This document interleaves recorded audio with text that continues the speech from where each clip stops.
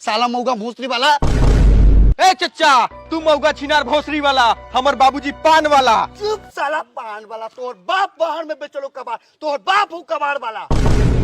हमर झाट वाला बार वाला तो नहीं सब बारे साला दोगला साला मोबाइल लेके चल जाए तो हमारा जूंजी से बताइए लोगन। सदा वसंतम हृदयारविंदे भवम भवानी सहितम नमामि।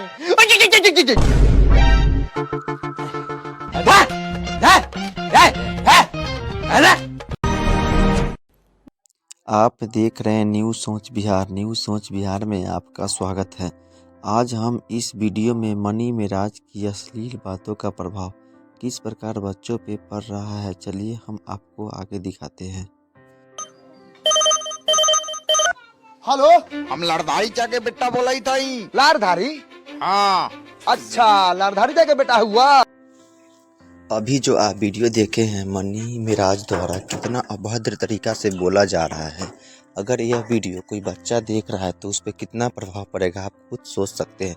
तो देखिए फिर आगे वीडियो में क्या बोल रहे हैं। बात करेला रे सारा वाह बापा फोन कैले रहा हुआ तो कल वो सीधे हमारा रानी के फोन देवेला। रानी अरे साला तोर मतारी आ तोहनी के बारे में पूछबे ना कर हुआ कि हमार लड़का फैका कैसन बा। अच्छा ललित फोन तो दे दिए सरवा के रानी के, साला मौगा भोसरी वाला।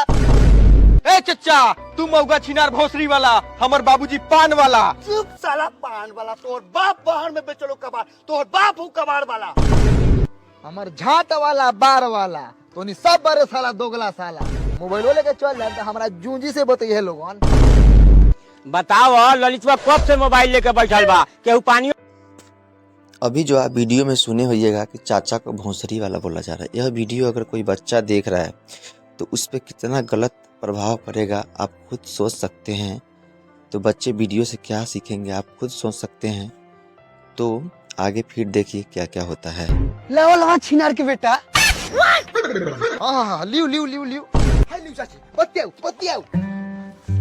सैया जी प्रणाम। ये जी सुनी ना, अभी ट्रैक्टर पर गाना बाजते जाई लखा, सैया जी के तोरा लुंगी में डंटा बा, रउआ अपने डंटवा कहिया घर लेके आवो तनी। बगो चलता होने करी। काहे लेट हुई जी, पता न पिया परदेश में कैसे बर्दाश्त कर। सुने दे यार मोहब्बत के बात पतिया तुम्हारी तो हर। अरे बाप रे बाप भैया रे मर छौरी रे काहे लाके बैठल बारे। चौराहे में मरला तो हाथी में बाई हो जाएगी, दो गले के।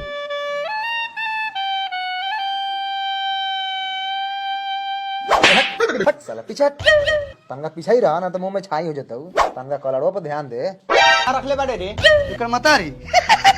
एकर मतारी तो घरे पलंग को सूत के माजा मारत हो। अरे छुदर महतो, एकरा आगे एक शब्द हमरा भाव के बारे में कुछ बोल देले तो तोहरा गान में फांसी लगा के चीर दे।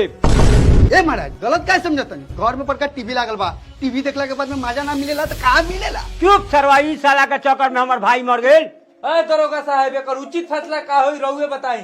तो सही सलामत बहिन दे दा, गिफ्ट में भगना भगनी मिली। हाँ तो तू अपने बहने के भेज दिया, 8-10 को भगना भगनी मिल जाता हूँ।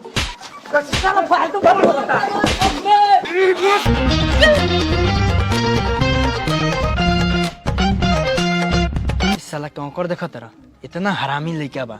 इस सरवा हमारा पंचायत में रहत न चिमनी के भट्टी में डाल देते, जोर के तंदूरी बन जाए साला।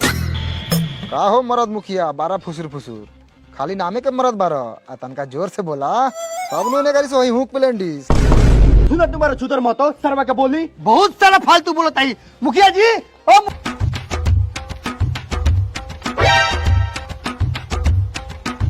ए उठाओ यार, लार कुदा लेंगे जिम निकले बरा उठाओ। रघुआ उठाई भालू भगत उर्फ मरद मुखिया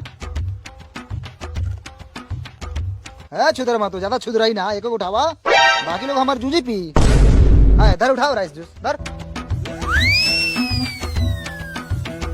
तनका बचाइए कि मेहमान लोग मुंह जरी। तो सवाद कैसन लागता? ठीके लागता लेकिन तनका नून छरा बा। अहो साला एकर स्वाद कहीं मार लेखा तो नखवा लागत। राइस जूस मार ना होकले तका हमर लार होकले। तू चुत्तर फल दो लियाओ तनी चुत्तर फल है तो पूरी खो। सब केहू में कहूँ चुतर फल दो, सब कोई चुतर फल खाई। हाय लियो भालू भगत जी चूतर फल खाओ। धर सरवा तू हो धर। खेला भौसम ना। ए मुखिया जी सरवा कामना के लइका ह। घोरपरास महतो के बड़ा बढ़िया लइका बा सरवा। रउआ अपन रस्म पर ध्यान दी न त ई राउर आखिरी रस्म ना होके। हाँ हाँ तो कन्या निरीक्षण तो होइए गेल और छावड़ा के भेजी भावड़ा घुमावेला। ऐ भावना लौड़ा के बारे में का सोचले पड़े घुमाओ 5-7 फेरा। ओ हजाम भाइयो इहवा बार छिले आयल बारा। अरे उठ के मेहमान के मौर पहनावा। आ सुन ला बेटा वाला यहाँ के एगो नियम बा ओखरी में धान कूटे के। हई सरवा यहाँ काहे आयल बड़े रे साला उठ के धान कूट ओखरी में। देखा तुम बड़ा साला सब बैताले की ताकत है। ए साला सा उठ के कूट। ए बोसन उठ के कूट दई धान। अभी आप जो भी बात न्यूज़ सोच बिहार के माध्यम से देखे हैं, मनी मिराज की अश्लील बातों का प्रभाव किस प्रकार समाज पे पड़ रहा है, ये बात आपको ज़रूर पसंद आया होगा। पसंद आया तो आप चैनल को लाइक कर दें, कमेंट करें और सब्सक्राइब करना ना भूलें। तो फिर मिलते हैं अगले